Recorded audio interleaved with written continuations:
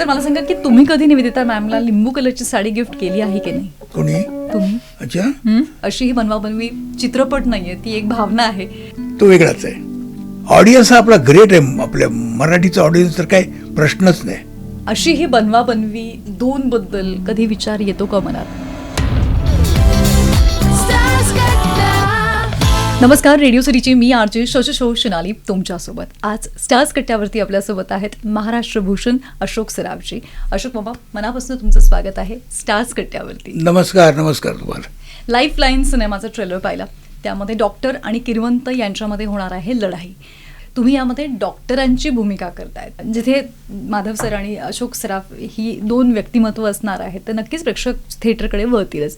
पण तरी तुम्हाला वाटतंय का आत्ताच्या सिच्युएशनमध्ये एकंदर प्रेक्षकांचं थिएटरवरचं प्रेम थोडं कमी झालंय? नाही नाही नाही नाही नाही, बिलकुल नाही. थिएटरवरचं प्रेम कधीच कमी होणार नाही. आपल्या मराठी माणसाचं तर कधीच होणार नाही. मराठी माणसं सगळ्यात आवड, एक वेळ ते सिनेमा बघणार नाहीत पण नाटक जरूर बघतील. आणि अर्थात जिथे असेल की ते त्यांना काहीतरी इंटेलेक्च्युअल हे आहे असं मला वाटतं. त्यामुळे नाटक हा प्रकार हा वेगळाच आहे प्रकार. सिनेमा हा बघून लक्षात न ठेवण्यासारखा होतो, पण नाटक नाही होत तसं. मामा, व्हॅक्यूम क्लिनरसाठी तुम्ही आणि निर्मितीताई स्टेजवरती जे काही तुमचं काम करतात ना, अंगावरती शहारे येतात आणि असं वाटतं की ही एनर्जी आम्हाला फार आवश्यक आहे. आणि काय होतं तुम्हाला व्हॅक्यूम क्लिनरचं काय झालं, आता ती जी कॅरेक्टर आहे ना, आता ही कॅरेक्टर अशी आहे एका थिन लाईनवरून चालणारी आहे. त्याच्यात जरा मी जास्ती केलं तर मी ओव्हर होतोय, आणि जरा हे केलं तर मी अंडर जातोय. जास्ती केलं तर मी बफून होईन त्याच्यात, किंवा काय म्हणायचं त्याला नकलाकार होईन. पण ते सोडून करावं लागतंय. हे लक्ष हे कळायला पाहिजे त्याच्यातलं मुख्य वेळ. वा, खूप मस्त. थँक्यू या गोष्टीबद्दल आम्हाला सांगितलं. आणि आता तुमचा नवरा माझा नवसाचा 2 ज्याची प्रतीक्षा होती त्याचं टीजर फार उत्तमपणे तुम्ही केलं, आम्हाला आवडलं ते. आणि आता तोही चित्रपट लवकरच आमच्या भेटीला येतोय. पण दोन्ही येतात आणि दोन्ही चांगली पिक्चर आहेत. म्हणजे इतके दिवस आले नाहीत आणि आलेत आता एकदम बॅक टू बॅक येणार आहेत. हो, बॅक टू बॅक येत आहेत. एक 2 तारखेला येतोय, 2 ऑगस्ट, आणि दुसरा 20 सप्टेंबरला येतोय. आणखी नंतर येतो तो दिवाळीमध्ये येतोय. तो वेगळाच आहे. अशी ही बनवाबनवी दोन बद्दल कधी विचार येतो का मनात? अशी ही बनवावी ते कठीण आहे थोडं. कारण ते काय असतं, काही वेळा असं होतं ना, काही गोष्टी जमून जातात आणि ते जमून गेलेले असतात. आता त्याच्यातला जो सब्जेक्ट आहे ना, त्याला तर काय पुढे काय फाटे फोडणार, किंवा ती कॅरेक्टर्स घेऊन काय करू शकतील, आणि काही नाही, काही होऊ शकणार नाही. बरं, ते कॅरेक्टर्स आहेत ना, ती काही कॅरेक्टर्स ती जगलेली आहेत ते कॅरेक्टर, आणि ती कॅरेक्टर म्हणजे विसरू शकत नाही अशी झालेली आहेत. म्हणजे उदाहरणार्थ नाही आहेत काही, लक्ष्मीकांत बेर्डे नाही आहे त्याच्यात, सुधीर जोशी नाही आहे, जो त्यांनी छोटासा रोल केला पण अतिशय लक्षात राहण्यासारखं रोल केलेलं आहे, ते नाही आहे. ती नयनताराबाईनी नयनताराने तर म्हणजे इतकं म्हणजे काय म्हणू त्याला आपण, रिस्ट्रेंट हे केलेलं आहे, अभिनय केलेला आहे की तो तिचा जॉनर नाही आहे वास्तविक, पण तरी देखील तो इतक्या मस्तपैकी सादर केलेला आहे. सुशांत रे नाही आहे. त्यामुळे काय आता परत ते नवीन घेऊन जमणं जरा कठीण असं मला वाटतं. अश्विनी भावे मॅमला पण मी हा प्रश्न विचारला होता. तर एक वेगळं म्हणजे आपण म्हणूयात की प्रेम आहे. अशी ही बनवाबनवी चित्रपट नाहीये, ती एक भावना आहे. आणि आम्हाला असं वाटतं की आमच्या आयुष्यातली माणसाची गरज आहे ती एक. प्रॉब्लेम तो आहे की माणूस जेव्हा काही सहारा नसतो तेव्हा एखाद्या गोष्टीसाठी जे तडफडतो, ती गरज निर्माण होते त्याची, त्याच्यावरती अवलंबून आहे. आणि हे बहुतेक लोकांच्या आयुष्यात घडलेलं असतं कुठेतरी, ते रिलेट केलं जातं, त्यामुळे ते जास्ती लोकांना आवडतं.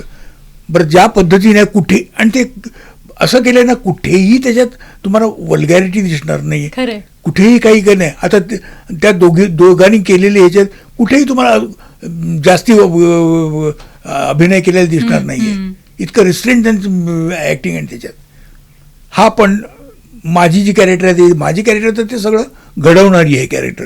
हे सगळं घडवतो तो, त्याच्यामुळे सगळं घडतं. आणि त्याचं जे डोकं फिरलेलं आहे, सगळ्यांनी फिरवलेलं आहे, तो सतत त्याचा जो तडफडाट आहे तो म्हणजे इतका वाखाणण्यासारखा आहे तो.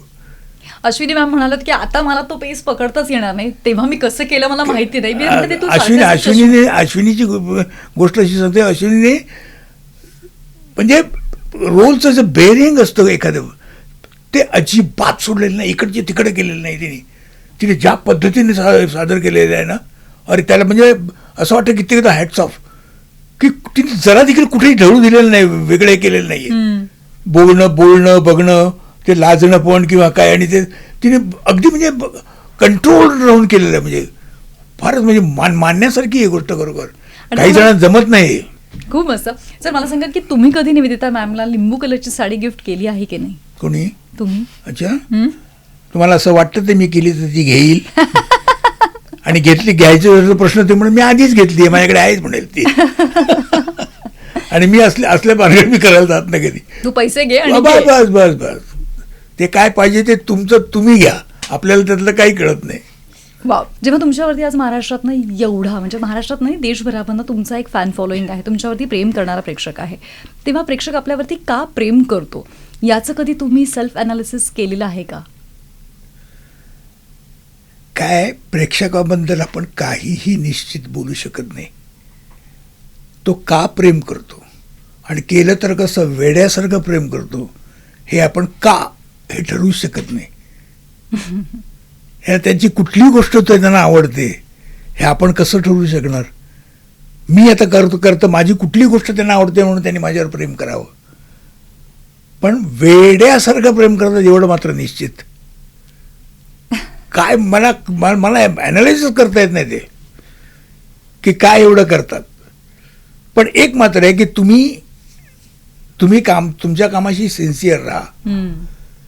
तुम्ही त्यांना काय पाहिजे ह्याचा विचार करा, तुम्हाला काय पाहिजे याच्यापेक्षा. जो मी आत्तापर्यंत केलेला आहे की मला काय मी करतोय माझ्या समाधानासाठी ठीक, ॲक्टर म्हणून माझ्या समाधानाने करतोय ठीक आहे, पण मी ॲक्टर म्हणून जे करतोय ते त्यांना आवडतंय की नाही, लोकांना आवडते की नाही जास्ती महत्त्वाचं आहे. आणि जेव्हा तुम्ही लोकांना आवडतात तेव्हा ते तुम्हाला कधीही फेकून देणार नाही, नेहमी डोक्यावरच उचलून धरतील. ऑडियन्स हा आपला ग्रेट आहे, आपल्या मराठीचा ऑडियन्स तर काय प्रश्नच नाही. खरं आहे सर. इतका तो म्हणजे चोखंदळ आहे ना, तो म्हणजे घेतला तर उचलून घेईल, नाही तर कळणार पण नाही कुठे टाकून दिलं. सर खूप खूप आभार. लाईफलाईन सिनेमा 2 ऑगस्टला प्रदर्शित होतोय, बघूयात आणि मग फीडबॅक. रेडियो